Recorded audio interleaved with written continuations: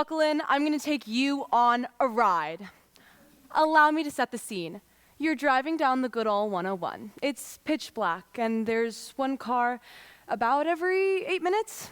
And, as an added bonus, there's construction work in the new carpool lane, making you unable to totally phase out because of the random traffic that bubbles up.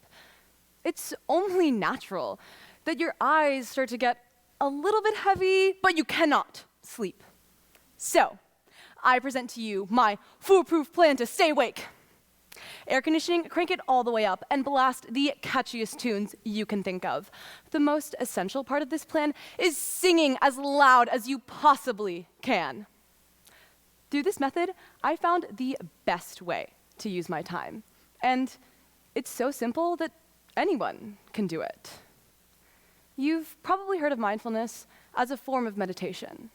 Its most intriguing trait is that it's totally up to you to choose how to be mindful. You just have to let it help you. Practicing mindfulness is important because it gives you time to think about you, which I know sounds a little odd, but in reality, it creates better, more thoughtful, less reactive people. I mean, for me, it improved my mood, my relationships with others, and my mentality towards life. When I get in the car, it's like stepping into my own little world where I get to control everything.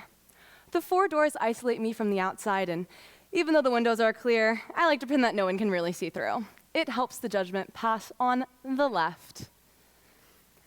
My sedan has become my oasis of freedom, making it the perfect place to practice mindfulness. With this thinking time, I've been able to assess myself, my day, my life, and sometimes that means thinking about nothing, which is okay too, because silence or being alone aren't things we should be afraid of, but rather embrace. For the longest time, I was petrified of being alone.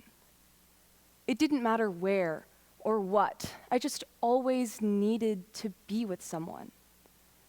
Part of growing up, though, means learning to be by yourself.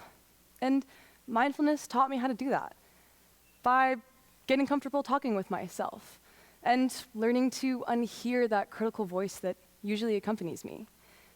To be honest, my most interesting conversations are probably the ones that I have with myself. I find my own points to be incredibly hilarious. Of course, being introspective is integral to becoming a better you. But once you forgo all of that thinking, you have easy access to a serotonin boost. I mentioned it earlier. It's part of my foolproof plan to stay awake. It's singing. So crank up that radio, Bluetooth, do what you need to do to get some music on. Various studies have shown that singing leads to improvements in mood as well as relieves stress. It is literally the greatest dub of the century. Of course, there's the scientific chemicals in your brain explanation for why you feel so much better after you sing, but I like to believe that it's incredibly cathartic.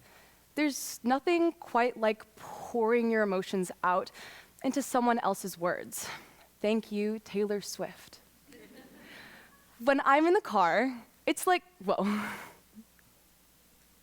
It doesn't even matter how you sound. No one is there but you.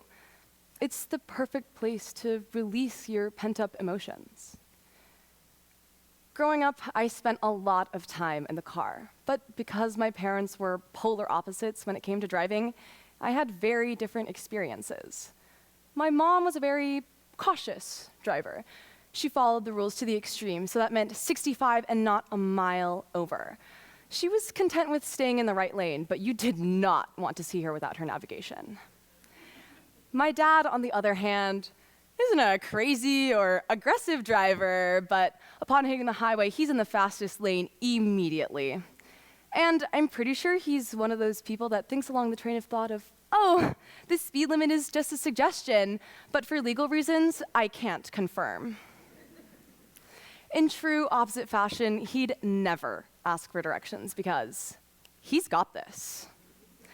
Their completely different driving styles influenced how I saw driving and eventually influenced how I drove. I got my mom's need for Apple Maps even when I know exactly where I'm going, and my dad's need for speed. But again, legal reasons, everybody. I am always going the speed of traffic. As a kid, I never realized how much time and effort it took shuttling me from place to place. But now that I'm driving myself, it is quite apparent. Before I got my license, I only had time for two things: practicing softball and doing schoolwork. Even car rides between places didn't feel like breaks. My time was dedicated outwards, never inwards. It was exhausting. But it was during these long car rides that I discovered my dad's peculiar habit. He would have whole conversations, whole epics to himself. On mute. Allow me to demonstrate.